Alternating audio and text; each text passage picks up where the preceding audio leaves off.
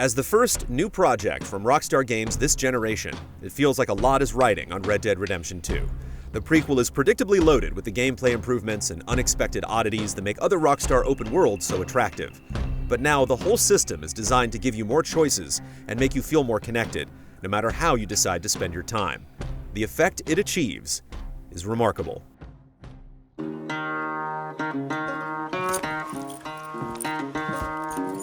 So, we getting out of this hellhole? You control outlaw Arthur Morgan, an elite member of the Dutch Vanderland gang. You start in the snow-packed mountains after barely surviving a botched robbery. Dutch and family take shelter from the harsh weather while plotting to regain their fortune and seek revenge on their enemies. As you make more money and cause more trouble, the gang is forced to keep moving to new safe spots and to find new towns to rob. Unlike the bounty-focused revenge crusade in Red Dead Redemption, Arthur's story is more about secrecy and survival. Most missions are done to fill your pockets with cash and grow the gang. While you won't learn much about Arthur's past beyond a few news clippings, photographs, and casual conversations, the personalities that surround you keep the story approachable and grounded. Newcomers to Red Dead should have no problem following along, but there are lots of gratifying moments for series fans.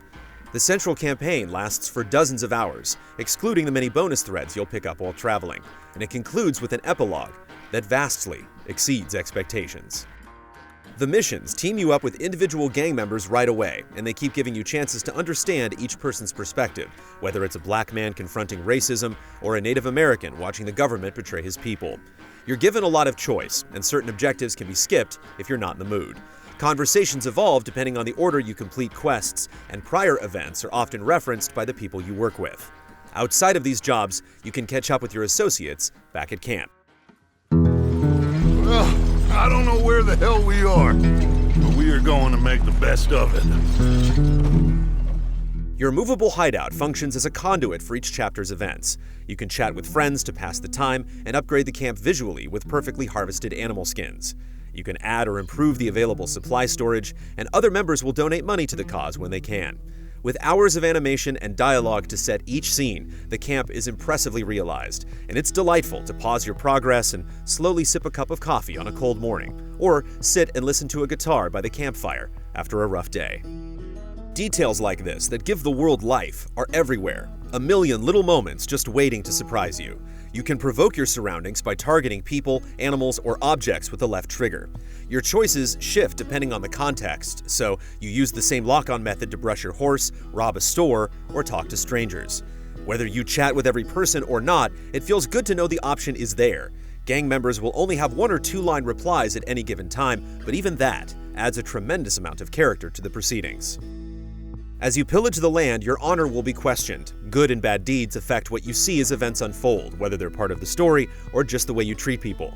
We chose the righteous path and definitely felt Arthur struggle with his beliefs as seeds of doubt and distrust grew within the gang. You'll see the world react to your deeds, as certain items may cost less or jobs might pay more.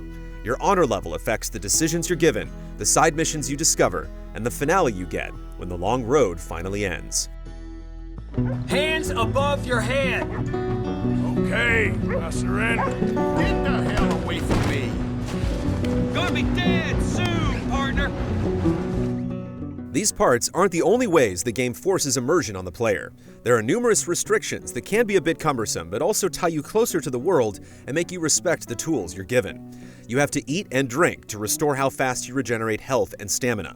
Weapons require maintenance, which you can perform manually, or you can pay the gun clerk to service them for you. You have to dress for hot or cold weather, or your stamina will be adversely affected. Your horse can only carry a small amount of animals or skins. Plus, you have to figure out which weapons you need to take with you, since you can only shoulder 2 weapons when you're off your horse, aside from your holstered pistols. Horses require attention as well, since they also have depleting health and stamina. It takes a while to bond with a horse, which will increase its stats and allow you to perform tricks or call it from greater distances. You can brush it, feed it, or pat it to lighten its mood, and agitated horses might be 1 gunshot or animal attack away from throwing you from the saddle. Missions will give you a horse when you need one, but otherwise, you need to keep tabs on your trusty steed. If it's too far away, you have to track it down or get back to a stable or camp to spawn it. These commitments might seem extreme, but they serve a greater purpose. Red Dead Redemption 2 has a very slow and deliberate pace that makes sense considering the setting and story. Comforting a stressed animal, tying rabbits or turkeys to the side of your saddle, or carefully choosing your customized arsenal before a firefight brings you closer to the lifestyle of the era, and Arthur himself. These actions help you build personal attachments to everything, and the small doses of reality never slow things down too much or spoil the experience.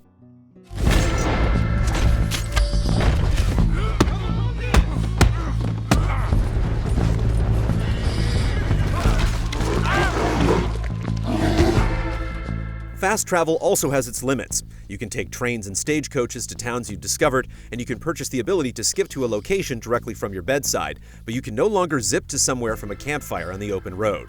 Campfires instead now allow you to craft special types of ammunition and cook meat you find while hunting. The extra riding required to get everywhere leads to some of the game's most rewarding and spontaneous moments. Animal parts you collect from hunting can be used to upgrade your inventory space, create stat-boosting trinkets, feed the gang, or net you extra cash. Strangers and other random events pop up constantly. These might open up new types of items to go searching for, give you a chance to adjust your honor meter, or alert you to other means of making money. You're free to help, rob, loot, kill, or ignore these people as you see fit. Different gangs also occupy each area. They'll hassle you or the locals and set up traps for you to spring on the trail. Deadeye returns to help you pick off targets in slow motion, but now there's also Eagle Eye for gathering plants, searching for clues, and tracking beasts. All the info you acquire is stored in a compendium, and certain memories are preserved in Arthur's journal. It's satisfying to fill in each part of the map and discover new towns, but things are still happening in places you've already visited, and surprises keep popping up even after the end credits roll. If you need a break from the outlaw life, you can play an assortment of card and dice games, see a live show or movie, or bring in a bounty and partake in that set of unique stories and colorful characters.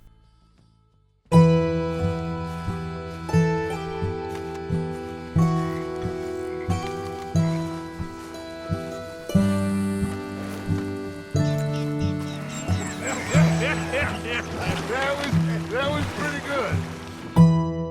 This world is alive with people to meet and animals to find, and your methods of interacting with them are impressive. But the game's visuals transport you to another time and place more than anything else. The customization options with your weapons, clothing, and horses are of the highest quality, and they're easy to obsess over. Hair takes time to adjust as you have to grow it before you can cut it. The lighting has clearly received special attention, particularly when rays from the sun cut through foggy forests, rain dumps down, and lightning crackles in the distance. Likewise, towns become illuminated with a soft glow against the heavy darkness of night. Fire appears to completely consume certain objects when lit. Wood splinters as you use boxes or posts for cover in gunfights, and new buildings are constructed as the story goes on. Navigating the map is one wow moment after another, and just when you start to get used to how beautiful the game is, it hits you again with another stunning view. Even little animations, like when Arthur puts his rifle over his shoulder or tucks it into the saddle, give all the elements a satisfying weight and relevance. A first-person view lets you play from a different perspective, and while we didn't switch to it that often, it is amusing to keep a close eye on people while each scene plays out.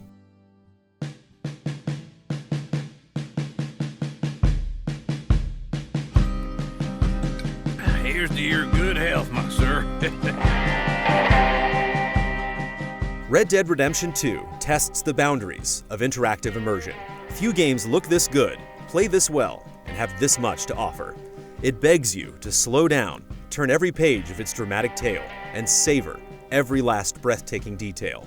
It challenges you to be prepared for anything and make the right decisions when your choices matter most.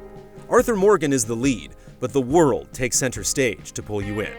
With a list of challenges left to finish and an online mode launching soon, we plan to spend a lot more time in Rockstar's unparalleled recreation of the Old West.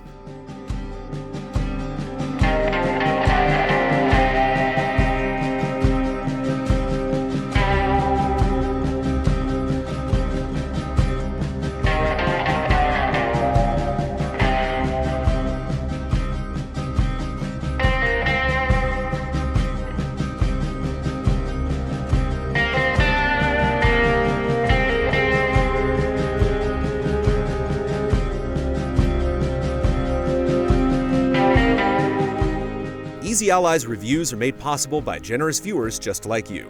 If you like what you see, check out patreon.com/easyallies to help us make more. For just $1 a month, you can gain access to weekly updates, spoiler discussions, and exclusive shows.